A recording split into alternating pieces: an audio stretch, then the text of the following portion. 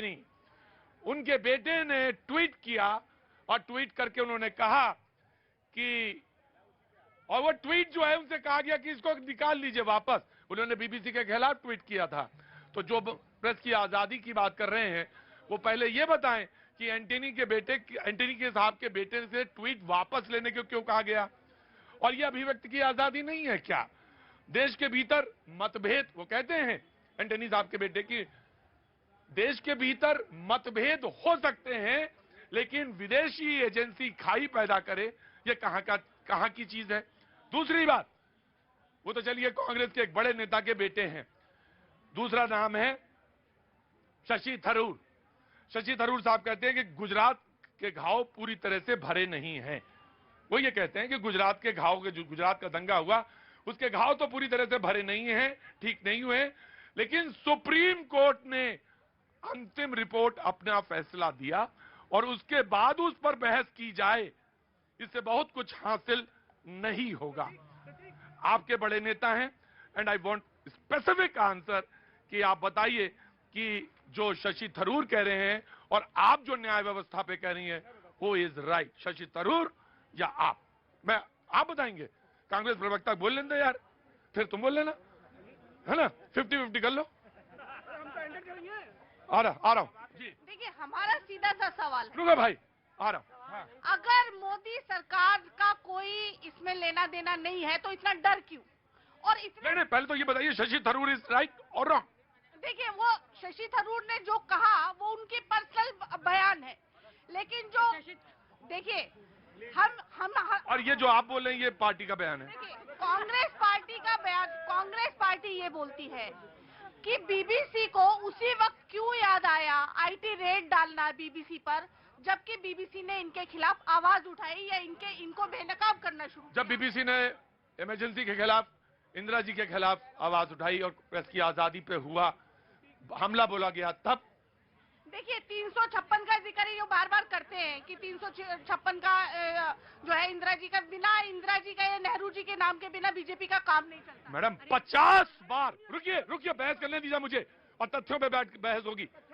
50 क्या बताइए, 50 बार सरकार गिराई इंदिरा जी ने, 50 बार। डूब के मर जाना चाहिए, डूब के मर जाना चाहिए, डूब के तो कईयों को मर जाना चाहिए, डूब के उनको भी मर जाना चाहिए जो वो बिल्किस बानो के जो बलात्कारियों को, कातिलों को आप सम्मान करो। मोहम्मद रफी अता, सवाल बहुत बेहतरीन है। मोहम्मद रफी अता, सवाल बहुत पलटवार सवाल, बहुत अच्छा है। बिल्कुल क्लियर सवाल है, बिल्कुल क्लियर। बीबीसी का दर्द क्यों, बीबीसी को बैन करना क्यों इनको जरूरी पड़ा? एक बात है, अभी बिल्किस बानो का बोला है कि नहीं, आप कहते हैं न्याय हो चुका। अरे आदमी, हजारों लोग मरे हैं ना, किसी ने मारा होगा, ये सारे बरी हो गए, सब बरी हो गए। और वो जो जिसका एक वीडियो चला था, क्या नाम था, जो गुजरात का वीएचपी का नेता था, माया कोडनानी थी, इन लोगों को जो कोर्ट ने ये कहा था कि इनको जब तक ये जिंदा रहे तब तक इनको जेल की सीटों के पीछे रहना चाहिए, क्योंकि पीड़ित पक्ष ने ये कहा कि हम हत्या का जवाब हत्या नहीं मानते। मोहम्मद रफी अता ने मैं आ रहा मोहम्मद रफी अता, आराम से आपने बहुत अच्छी बात, इंसाफ की बात इसी मुल्क में। को इंसाफ दीजिए। मोहम्मद रफी अता, पूरी बात अधूरी है। मोहम्मद रफी अता ज्यादा, मोहम्मद रफी अता जिसे काट डाला गया था, जिसे मार डाला गया था, आप इंसाफ की बात करते हैं। मैं दंगे गिनाऊं? रुको मोहम्मद रफी अता सीधा पड़ ना।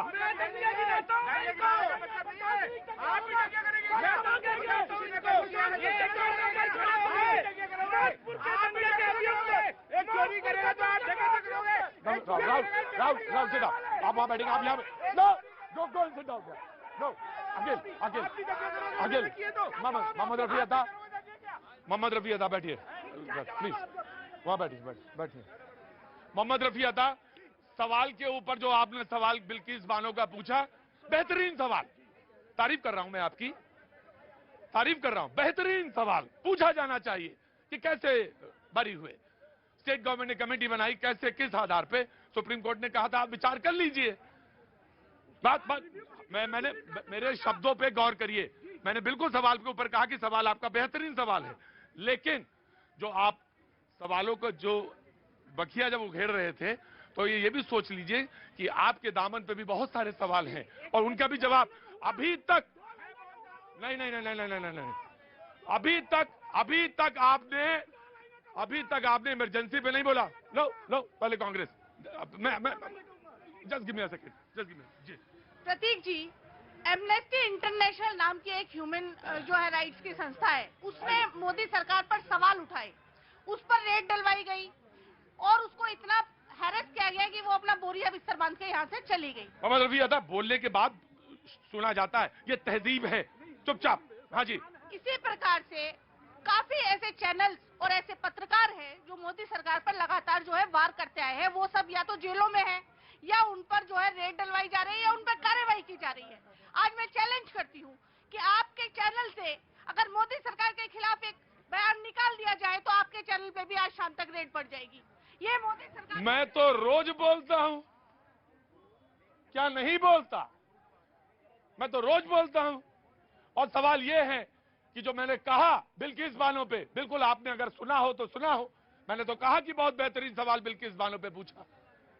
सुप्रीम कोर्ट ने यह कहा था कि स्टेट गवर्नमेंट की अपनी कमेटी बना के विचार कर ले, ये नहीं कहा था कि सब छोड़ दें। मैंने तो कहा जी वो सरकार का प्रेरोगेटिव है। जी प्रतीक जी, हाँ। 1947 के बाद कांग्रेस की सरकार थी जिसमें 25 लाख से ज्यादा मुसलमानों की हत्याएं हुई। गुजरात का दंगा दुर्भाग्यपूर्ण है, मैं ये कहता हूं, मगर गुजरात की पहली एक ऐसी स्टेट है कि जब मुख्यमंत्री, मैंने आपसे कहा बैठने को, प्लीज राहुल बैठेंगे एंड आप भी बैठेंगे जी। जब मुख्यमंत्री थे नरेंद्र मोदी जी, उनकी सरकार में पहला एक एग्जाम्पल सेट हुआ है कि जिन्हें सजा मिली है, बड़े बड़े रसूखदार जेल में गए हैं। आज तक 25 लाख लोगों की हत्या का एक भी मुजरिम जेल में कांग्रेस के जमाने में नहीं गया। और दूसरी बात मैं कहना चाहता हूं, मैं एक बात कहना चाहता हूं, जब प्रेस की आजादी पे बात होती है या प्रेस के निष्पक्षता पे बात होती है तो ये कहा जाता है कि भाई उनके खिलाफ बोल के दिखाइए। अरे भाई क्यों को बोल के दिखाइए? जो बात सही है वो बोल के दिखाइए, जो बात गलत है वो बोल के बताइए। उनके खिलाफ चैलेंज किया जाए, ये गलत नजीर है कि उनके खिलाफ बोलिए तो देखिए आपके आप ही आईटी के। अरे क्यों? ये कौन सी पत्रकारिता हुई कि उनके खिलाफ बोलिए? अरे जो गलत है वो गलत बोलिए और जो सही है वो सही बोलिए, ये बात होती है। जी नमस्ते। जी नमस्ते, कहाँ से आना हुआ? सर दिल्ली से ही हूँ, दिल्ली यूनिवर्सिटी में असिस्टेंट प्रोफेसर के पद पे कार्यरत हूँ। क्या नाम है आपका? डॉक्टर मंजू रानी। डॉक्टर मंजू रानी, रुकिए, आ रहे हैं, मैं आ रहा हूँ डॉक्टर साहब, मैं 1 मिनट। जी सर मुझे नहीं पता यहाँ पे क्या डिबेट चल रही है, अरे बस यही चल रही थी कि आप आ गई। मगर मोदी जी की जो बुराई कर रहे हैं ना, बस मैं इतना बोल देती हूँ कि 10 साल मैंने एडहॉक की जॉब करी और आज मैं परमानेंट हुई हूँ। मोदी जी ने आकर ये बहुत बड़ा अभियान चलाया कि जितने भी एडहॉक है सबको परमानेंट किया जाए और उसी कॉलेज में परमानेंट किया जाए। अब देखिए मैं इस पे